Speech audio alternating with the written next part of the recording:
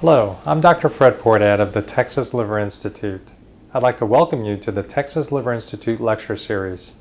Today's topic is hepatitis B, the basics. The structure of the hepatitis B virus, or HBV, is that this is a DNA virus surrounded by a capsule surrounded by an envelope. This virus exists not only in man, but some other mammalian species and some species of birds as well. The geographic distribution of chronic hepatitis B infection is shown on this graphic. Areas in red have a very high prevalence of hepatitis B, in some cases greater than 10% of the population. This includes parts of Africa, parts of China, and parts of the far northern region of North America. There are multiple genotypes, 8 specifically, of hepatitis B. These are lettered A through H. The most common in the U.S. population is genotype A, although in the Asian American population, genotypes B and C are most common. There are some differences pertaining to both long-term natural history as well as treatment options depending on the genotype. How many people in the United States are infected with hepatitis B? This number is difficult to know exactly, but perhaps as many as 2 million are infected.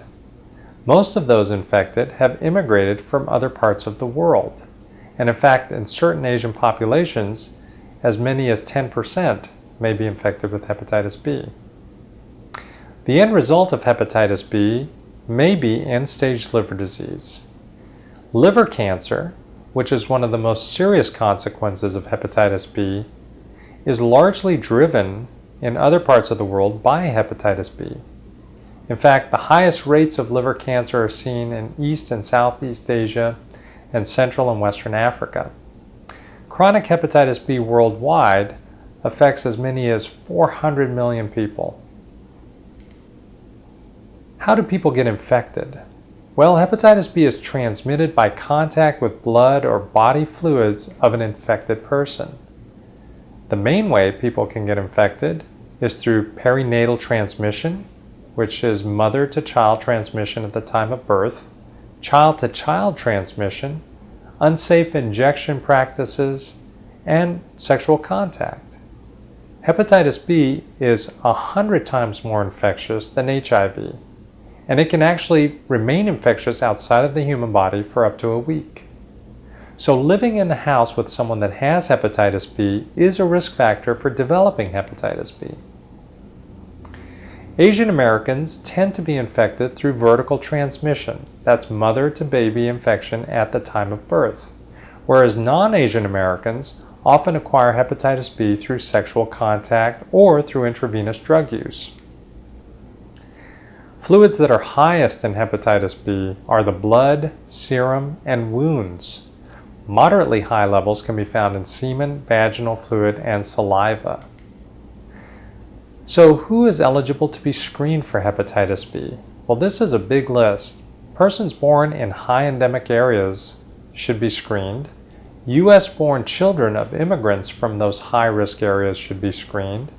Household and sexual contacts of people who are known to be hepatitis B positive, people who have ever used injection drugs, people who have multiple sex partners, men who have sex with men, inmates in correctional facilities, people with elevated liver enzymes, individuals infected with HIV or hepatitis C should always be screened for hepatitis B, dialysis patients, and of course all pregnant women are screened for hepatitis B. Are there signs and symptoms of hepatitis B? Most people who are infected have no signs or symptoms.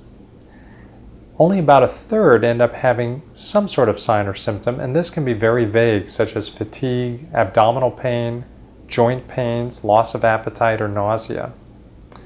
Once in a while, someone does turn yellow because of a hepatitis B infection, and that certainly is an obvious sign and drives people to go seek help. There are many blood tests that we use to screen for hepatitis B.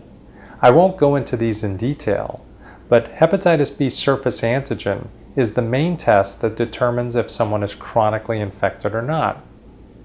Because there is a vaccine for hepatitis B, a hepatitis B surface antibody is often done to ensure that someone has developed the proper immunity.